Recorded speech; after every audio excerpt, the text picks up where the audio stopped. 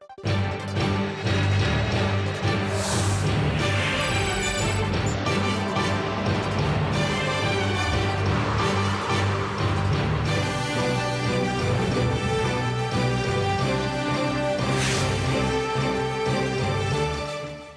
to have you with us at this hour. I'm Daniel Choy, here to provide you with the latest.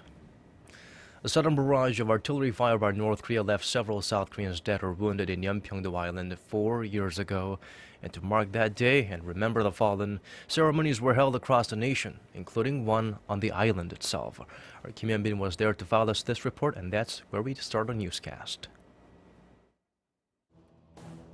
November 23, 2010, North Korea bombarded South Korea's western border island of Yeongpyeong-do.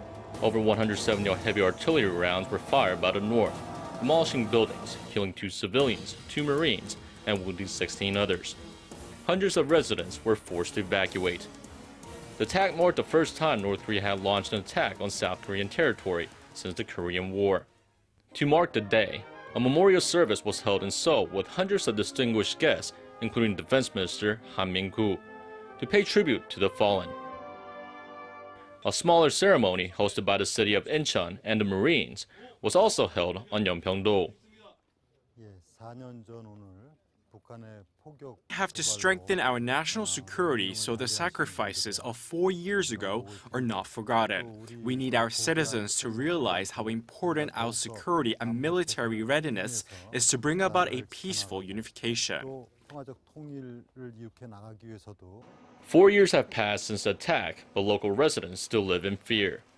The North Korean military has fired hundreds of rounds near the island this year alone. Every time I hear artillery fire, I'm afraid that it's North Korea attacking again. We can't live normal lives. When North Korea fires off rounds of artillery, we have to go into a bomb shelter. We live in a constant fear. Since the attack, the South Korean military has established a border island command, dispatched an additional 1,200 troops, and deployed dozens of heavy artillery and arms to the island. The South Korean military presence on this island has beefed up significantly, and troops remain on the highest alert for any kind of provocations, something North Korea has to keep in mind should it pull the trigger again. Hyun-bin, Arirang News, Yeonpyeong-do. Shutting the rest of the world and pretending that they have do whatever I want and get away with it card is what North Korea does best. Well, South Korea says Pyongyang should take last week's UN resolution condemning its human rights violation seriously, saying there will be consequences for them if it carries out its latest series of threats. Our Kim Young-gil has this report.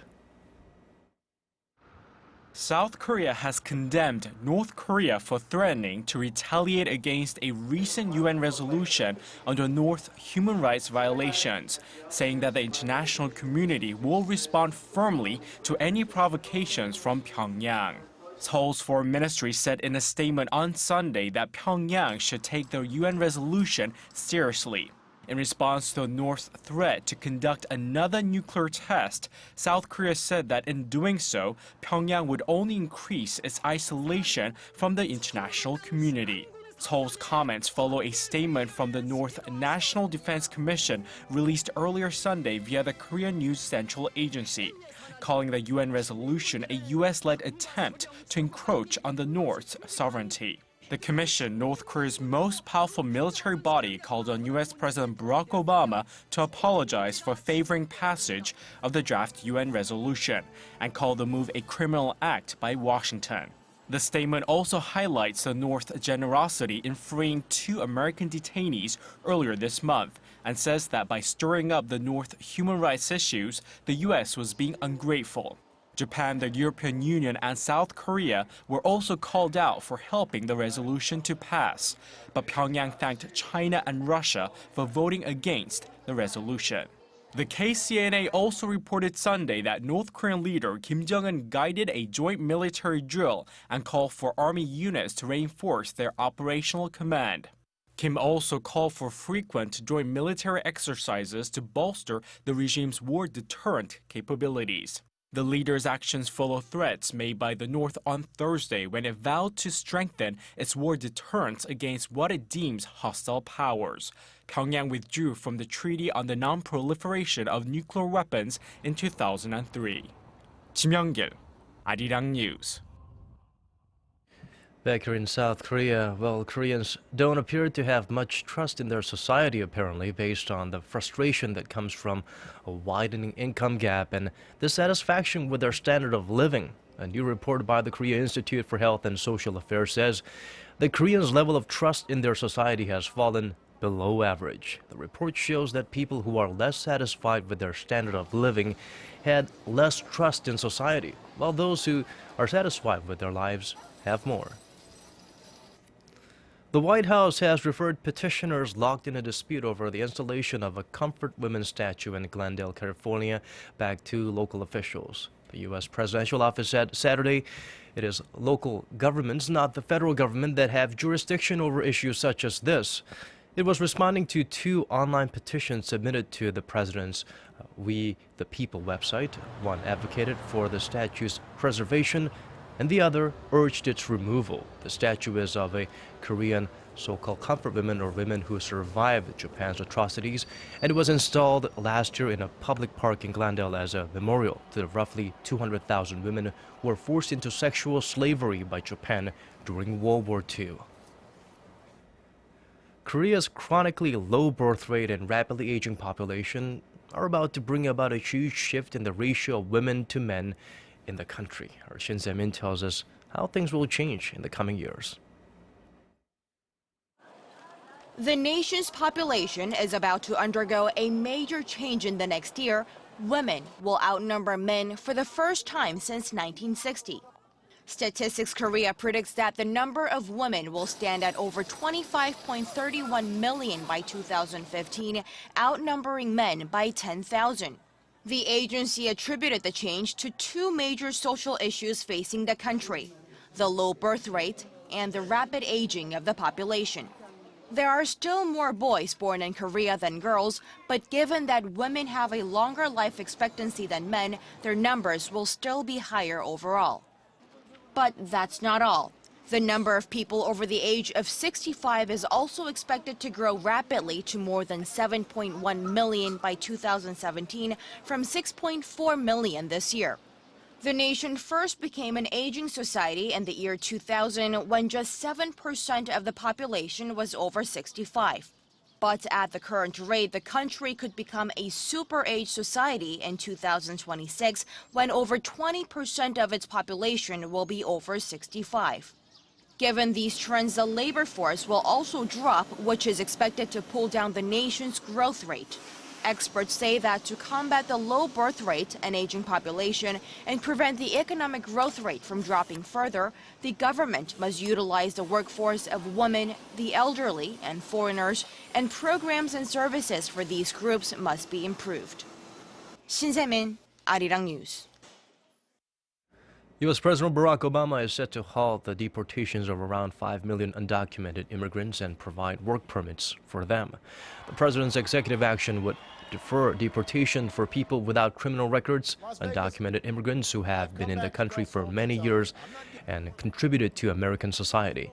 It is expected to boost the local economy, strengthen national security, and help keep families together. There are big supporters of Obama's immigration order, including former Secretary of State Hillary Clinton. But many Republicans in Congress are critical of the move, with some accusing Obama of overstepping his executive powers, saying it is an impeachable offense. Japan and China are reeling from the impact of strong earthquakes with magnitudes of more than 6 that hit on Saturday. A 6.8 magnitude earthquake struck Nagano, Japan Saturday night, leaving at least 50 people injured. Japan's meteorological agency reported that several buildings collapsed due to the seismic activity. The earthquake originated at a depth of 10 kilometers at its epicenter, but no tsunami alerts were issued. Over in China, an earthquake with a magnitude of 6.3 rocked Sichuan province in southwestern China on Saturday, killing 2 people. Roughly 60 people were injured during a stampede at an elementary school. The state-run Xinhua news agency says authorities are still trying to assess the extent of the casualties. And Iran says it will not be able to reach a comprehensive deal with world powers on its nuclear program by a November 24th deadline. A member of Iran's negotiating team in Vienna told reporters Sunday that they had failed to reach an agreement, but that extending the negotiations may be possible. The six world powers want Tehran to curb its nuclear ambitions in exchange for a lifting of UN sanctions. They began a final round of talks on Tuesday, but remained deadlocked on key issues related to Tehran's uranium enrichment capacity and the lifting of the sanctions. Iranian officials had earlier refused to lessen the volume of uranium enrichment, a stance that Western officials say is unacceptable. Meanwhile, a new case of bird flu has been confirmed in Germany. German Agriculture Minister Christian Schmidt said in a statement issued Saturday that the H5N8 strain of bird flu has been confirmed in a wild goose found in the eastern state of Mecklenburg-Vorpommern. Other wild birds from the area, as well as those from the Netherlands and Britain, are suspected of being infected with the virus. The minister advised farmers in all German states to keep their animals in their stalls. H5N8 was previously confirmed only in Asia, but migrating birds have transmitted it to several European locations, including a duck farm in Yorkshire, England, and several farms in the Netherlands. The H5N8 strain is highly contagious among birds, but has never been detected in humans. The foggy and damp conditions here in Korea are expected to continue through Monday nationwide. We're also expecting showers that will put the mercury at around 7 to 8 degrees Celsius. And now let's check out the weather conditions outside of Korea, closer to your neck of the woods and around the world.